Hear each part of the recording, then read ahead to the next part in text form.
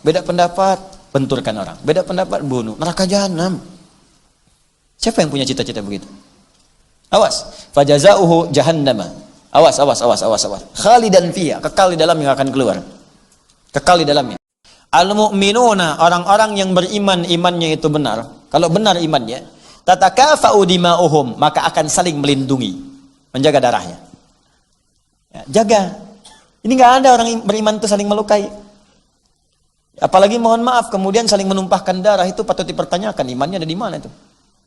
Ya, awas, hati-hati itu. Ada ancaman dalam Al-Qur'an, orang yang sengaja merencanakan pembunuhan pada orang beriman, itu ancamannya neraka jahanam. Neraka jahanam.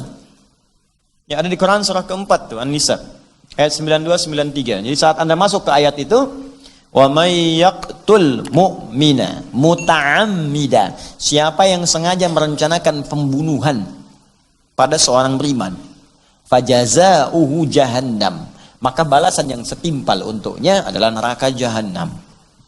Jadi kalau ada orang merencanakan pembunuhan nih pada orang beriman, mau pakai apapun caranya, saya bom dia nih, besok dia keluar jam berapa, keluar dari mobil gimana, saya tusuk dia nih, ya, saya tembak dia nih, saya bom dia nih.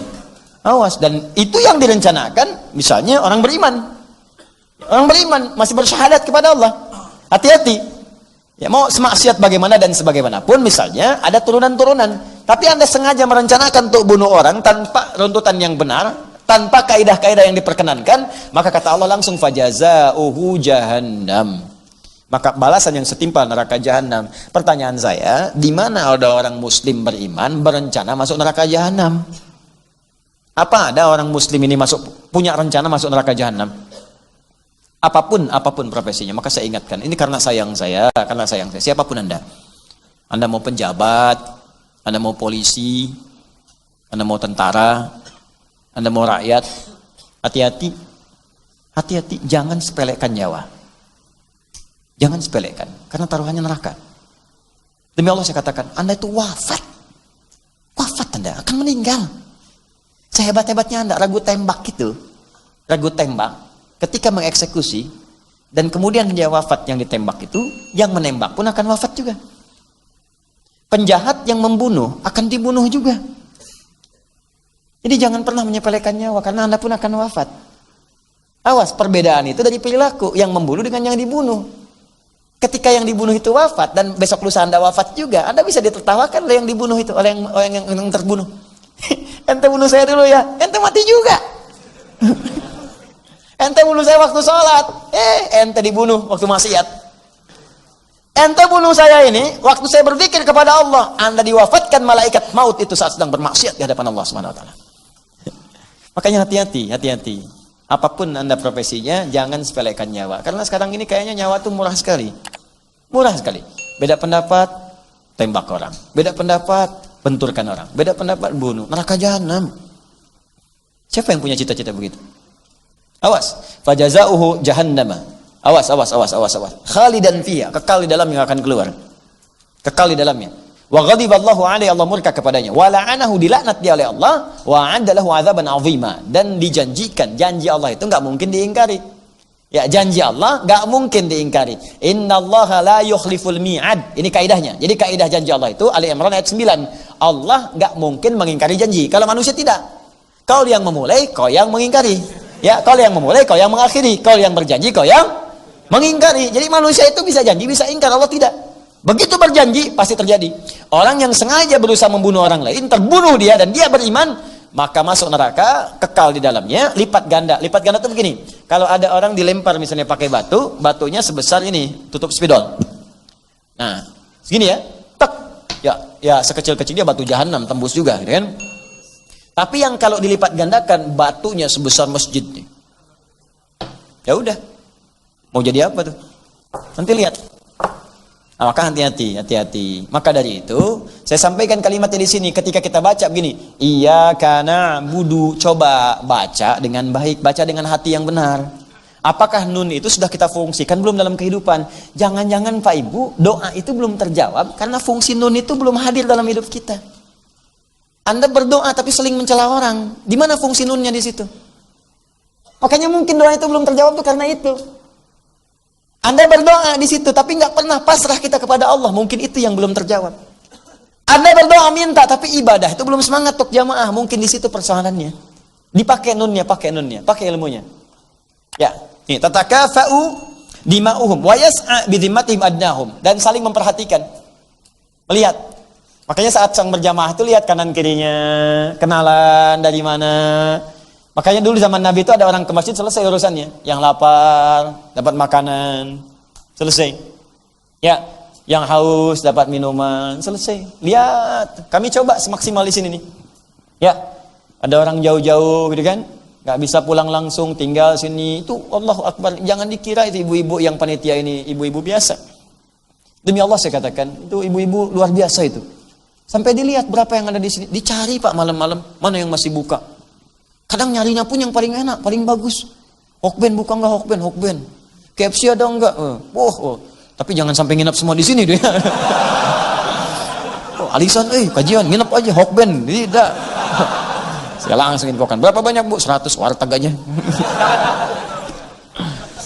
Tuh cari, itu sampai begitu Pak. Carikan solusi. Jadi inilah Islam, indahnya itu begitu. Ya saya tuh Allah gimana ya cara memahaminya? Tiap hari baca iya kana abudu tapi berselisih terus. Ya ribut terus. Ya kapan kita mau majunya? Jadi kalau melatih diri sendiri aja belum baik, bagaimana kita mengharapkannya lebih besar daripada itu? Jelas ya? Nah, terakhir, wahum yadun alaman siwahum, dan mereka itu membela kepada yang yadun itu gambaran di kekuatan, bela, tolong, bantu. Yang lemah kita bantu, kan? Jaga dirinya, lindungi, saling berkasih sayang, itulah Islam. Dan 3 kalimat ini tatakafa'u, ya. Tatakafa'u dima'uhum wa yas'a bidhimmatihim adnahum wa hum yadun 'ala man siwahum. 3 makna ini digambarkan dengan 1 huruf saja oleh Al-Qur'an. Nah, iyyaka na'budu. Jadi kalau benar iyyaka na'budunya, maka muncullah kalimat setelahnya sebagai jawaban. Wa iyyaka nasta'in. Wa iyyaka nasta'in. Kapanpun Anda nasta'in, punya kebutuhan, punya persoalan, punya problem, kalau na'budunya benar, kata Allah, wa iyyaka nasta'in. Katakan, ya Allah, kepadamu saja kami memohonkan segala kebutuhan kami. Maka apa jawab Allah? Hadza baini wa baina 'abdi wa li 'abdi ma sa'ala. Ini perjanjian antara hambaku dengan aku. Jika benar apa yang ia lakukan dengan na'budunya, maka apapun yang ia butuhkan seketika aku akan berikan. Bahkan ada orang belum minta langsung diberi. Jadi kalau semakin tinggi na'budunya, semakin benar. Gini cirinya. Ada orang ngejar fardu, Anda ngejar sunnah. Ya orang baru mikirin fardu, Anda udah mikirin sunnah. Isya jam berapa? Yang ini tahajud jam berapa ya?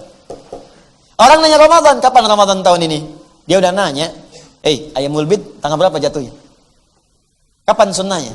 Kapan Seninnya? Kapan kemudian? Orang nanya, ente udah zakat belum? Dia udah mikirkan kapan saya infak nih. Udah punya agenda, besok saya infak sini. Besok saya sedekah sini. Semakin tinggi puncak ibadahnya, maka Allah turunkan sifat aunnya, pemberiannya, maunahnya kepada orang yang minta. Sebelum dia minta, langsung dipenuhi kebutuhannya. Sehingga seakan-akan dia tidak punya kesulitan. Padahal bukan nggak punya, sebelum minta dikasih. Tuh. Makanya kadang-kadang orang nggak sadar kalau Allah itu mencukupkan kebutuhan dia karena amalan dia. Nggak ada yang sia-sia. Ya mulai saat ini berubah. Tapi tadi kembali dasarnya keyakinan kita. Karena itu dibuka dengan kalimat dzalikal kitabu la raiba fi. Jangan ragu. Kalau ragu nggak akan dapat. Ya itulah tafsir dari kalimat iyyaka na'budu wa iyyaka nasta'in. Yang saya sampaikan di akhir tadi dikutip oleh penulis buku ini, wa quddimatil ibadatu 'ala al-isti'anati li kauni al-ula wasilatan ila tsaniyah wa taqdimul wasail sababun fi tahsilil matalib wa liyadullu 'ala annahum la yastaqilluna bi iqamatil ibadat bal inna 'aunallahi ta'ala huwal ladzi yuyassiru lahum adaaha. Kenapa diawalkan na'budu dibandingkan dengan nasta'in? Kenapa diawalkan? Karena kata penulis kitab ini, kata mufassir Syekh Tantawi, karena ibadah itu wasilah untuk mengabulkan apa yang kita mohonkan. Karena itu wasilah, maka wasilah harus didahulukan dibandingkan dengan hasil. Ya, Anda nggak mungkin datang ke sini kalau tidak ada wasilah kendaraan. Kendaraan itu wasilah, mustahil nyampe kalau nggak diantarkan oleh kendaraan ke sini. Kaki kita wasilah, kalaupun nggak ada kendaraan jalan, wasilahnya jalan. Maka wasilah untuk dijawab permohonan kita, mohon itu nasta'in. Ya Allah, minta. Wasilahnya apa? Ibadah. Kalau nggak pakai ibadah, mustahil dikabulkan. Karena itu didahulukan ibadah, karena itu wasilah untuk mengabulkan apa yang kita mohonkan. Sekaligus untuk menegaskan kepada kita, mustahil kita bisa ibadah kalau tidak ditolong oleh Allah Subhanahu wa ta'ala. Paham di sini?